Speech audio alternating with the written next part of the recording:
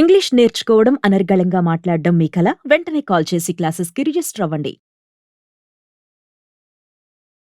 Hi viewers, India's largest digital media network Suman టీవీకి స్వాగతం. ప్రస్తుతం మనతో ఉన్నారండి Kinnera welfare society founder and motivational speaker Nagachandrika అమ్మ. అమ్మ, మామూలుగా హ్యాపీనెస్ అంటేనే ఒక చాలా సంతోషం అండ్ లగ్జరీ. అంటే ఎప్పుడైతే నువ్వు లగ్జరీగా ఉంటావో ఆటోమేటిక్గా నువ్వు సంతోషంగా ఉన్నట్టేనా. ముఖ్యంగా ఇది పెళ్లి లైఫ్లో, ఒక పెళ్లి జీవితంలో చూసుకుంటే భార్యాభర్తల మధ్య ఏది ఉంటే ఆ రిలేషన్ స్ట్రాంగ్గా ఉంటుంది.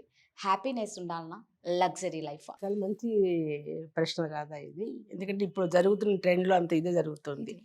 అమ్మాయిలు డబ్బు ఉండేవాడే కావాలి. వాడు ఇంజినీరా, ఫారెన్‌లో ఉన్నాడా, డబ్బు సంపాదిస్తున్నాడా, కారు ఉందా, బంగ్లా ఉందా, మంచి విల్లా ఉందా, ఇది ఆలోచించుకొని చేసుకుంటున్నాడు తప్ప అతని మనసు గురించి కానీ, ఆ మనిషిని గురించి కానీ, అతను కూడా ఆమె మనసు గురించి కానీ ఎవ్వరు ఆలోచిస్తలేరు. ఏముంది అని అనుకునే పోతున్నారు. వాళ్ళకు చిన్న గీత అది ఏంటంటే, కావాల్సినది ఏంది భార్యాభర్తల మధ్య అనుబంధం, ప్రేమ, నమ్మకం, ఇవన్నీ కావాలి. అనురాగం, ఇవన్నీ ఉన్నప్పుడే ఆ సంసారం బాగుంటుంది. అది డబ్బు లేకపోయినా సరే. డబ్బు లేనోళ్ళు ఎంతమంది సంతోషంగా లేరా? చాలా ఉంటారు. డబ్బు అనేది స్టార్ట్ కావాలి, మేము లగ్జరీగా బతకాలన్నప్పుడు చిచ్చు స్టార్ట్ అవుతుంది అక్కడ. ఎందుకంటే డబ్బు సంపాదించాలన్న ఎవరికి ఉంటుందో వాళ్ళు అన్నిటి మీద శ్రద్ధ తగ్గిపోతుంది. ఫస్ట్ డబ్బు మీద, మెయిన్ డబ్బు గురించి ఆలోచిస్తాడు తప్ప నేను ఏం సుఖపడుతున్నాను, నా వాళ్ళని ఏం సుఖపెడుతున్నాను, వాళ్ళతో ఎంతసేపు టైం గడుపుతున్నాను అదే ఆలోచన రాదు. ఎంత సంపాదించాను, ఎంత పొగట్టుకుంటున్నాను, దీనికి ఇంకా రెట్టింపు సంపాదించాలంటే ఏం చేయాలని నేను ఉరుగులు పరుగులు. దానివల్ల అతని ఆరోగ్యము పాడవుతుంది, ఆమె ఆరోగ్యము పాడవుతుంది. ఉండాల్సిన విధంగా ఉండలేరు. ఏదైనా కూడా లైఫ్లో అన్నీ పోతాయి. కానీ దానికంటే ఇప్పుడు ఇస్తున్న విలువ ఏంటంటే డబ్బు కావాలి అంతే. డబ్బు సంపాదించాలి. భార్యకు ఒక కారు, ఆయనకు ఒక కారు, విల్లాలు ఉండాలి, పెద్ద పెద్ద అపార్ట్మెంట్స్లో ఉండాలి, అన్ని పిల్లలకు కూడా ఉండాలి. పిల్లలకి ఇంకా ఏం సంపాదించి ఇవ్వాలి? పిల్లలకు డబ్బు సంపాదించి ఇస్తావా, జ్ఞానాన్ని సంపాదించిస్తావా? వాళ్ళ జ్ఞానాన్ని ఇచ్చినావనుకో, వాళ్ళ జీవితం అంతా హ్యాపీగా సంతోషంగా బతుకుతారు. తరతరాలు బాగుంటారు. వాళ్ళు చూసి నేర్చుకుంటారు. అది బాయ్. ఇక్కడ ఎంతసేపు నువ్వు డబ్బు పిల్లలకు కూడా అదే పరుగులు జీవితము. భార్యతో ఎంతసేపు గడుపుతావు నువ్వు? ఉండాల్సిన విధంగా భోజనం ఎంత మంచిగా నిదానంగా చేస్తున్నావు? గబ్బ తినేసేసి తిని పరిగెత్తుతాము రోడ్డు మీదకి. ఏమి నీకు అది వంట పడుతుందా నీకు? నువ్వు ఉండాల్సిన విధంగా ఉంటున్నావా? అన్ని విధాలల్లో కూడాను భార్యతో గడపాల్సిన టైం గడుపుతున్నావా? ఆమెతో మనశ్శాంతిగా మాట్లాడుతున్నావా? ఇష్టంగా మాట్లాడుతున్నావా? ఎంత టైం పిల్లలకి ఇస్తున్నావు, నువ్వు తల్లిదండ్రులకి ఇస్తున్నావు? అన్నీ పోతాయి నువ్వు డబ్బు కావాలనుకున్నప్పుడు. డబ్బు కావాలి అని ఒక స్టెప్ నువ్వు ఆలోచించినావు అనుకో, అయిపోతాయి. డబ్బంతా సంపాదించిన తర్వాత అప్పుడు ఉందాంలే అనుకున్నావు అనుకో, నీ ఆరోగ్యం పోయి ఉంటుంది. ఈ టెన్షను, మనిషికి టెన్షన్స్తోనే రోగాలన్నీ వచ్చేది. ఎప్పుడు నువ్వు టెన్షన్ పరిగెత్తుతావో డబ్బు కోసము, నువ్వు తినే ఆహారము కావచ్చు, నిద్రపోయే టైం కావచ్చు, నీ టైం అంతా నిద్రలో కూడా నీకు ఆ డబ్బు మీదనే ఉంటుంది. ఎవడెట్లా మోసం చేస్తాడో, ఒకళ్ళు డబ్బు బాగా సంపాదించినా ఆ డబ్బు ఎవడు కొట్టేస్తాడో, ఎవడికి ఇవ్వాలనో, ఎవడెట్లా చేస్తాడో ఇదే ఉంటుంది తప్ప మనశ్శాంతిగా ఉంటాడు అతను? చెప్పు.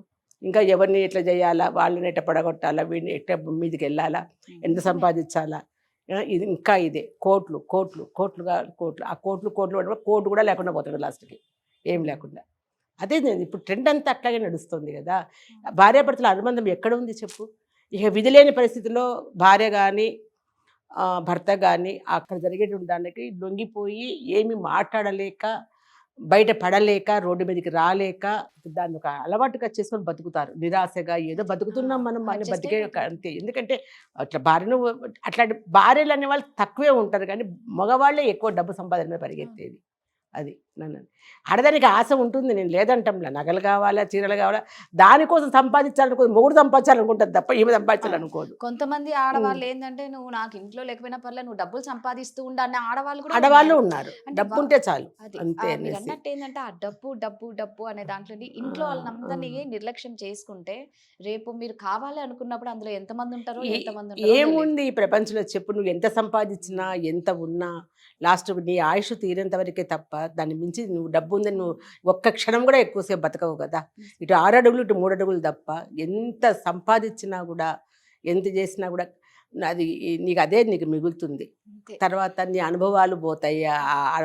ఏది అనుభవిస్తున్నావో, మిగతా వాళ్ళకు నిన్ను నమ్ముకున్న వాళ్ళకి ఎటువంటి సంతృప్తినిస్తున్నావు, వాళ్ళు నిజంగా నాకు వాళ్ళకి న్యాయం చేస్తున్నాను ఒక్కసారి ఆలోచించుకో.